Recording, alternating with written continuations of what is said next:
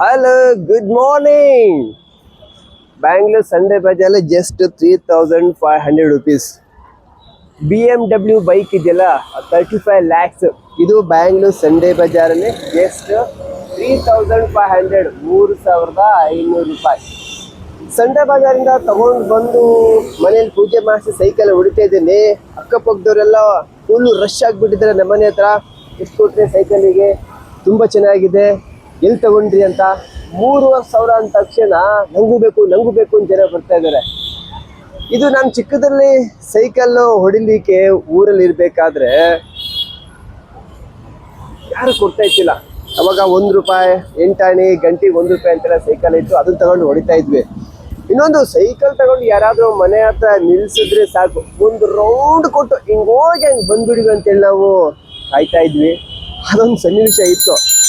But ಈಗೆಲ್ಲ cycle craze ಹೋಗಿದೆ ಅಂತ ನಾವು ಅಂದ್ಕೊಂಡಿದ್ದೀವಿ. ಸೈಕಲ್ಗಿರೋ ಕ್ರೇಜು RS BMW ಇಲ್ಲ.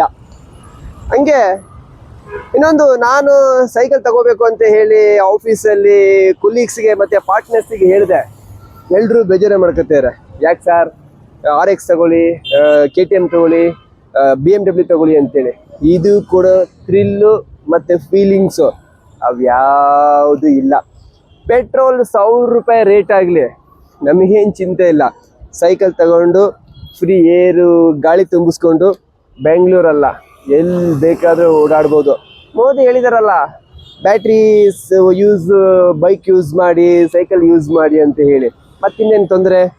ಈಗ ಸುಮಾರು ಫ್ಯಾಕ್ಟ್ರಿಗಳಲ್ಲಿ ಮತ್ತು ದೊಡ್ಡ ದೊಡ್ಡ IT-BT ಕಂಪ್ನಿಗಳಲ್ಲಿ ಗೇಟಿಂದ ಆಫೀಸಿಗೆ ಹೋಗೋ ತನಕ ಸೈಕಲ್ ಯೂಸ್ ಮಾಡಿ ಹೋಗಬೇಕು.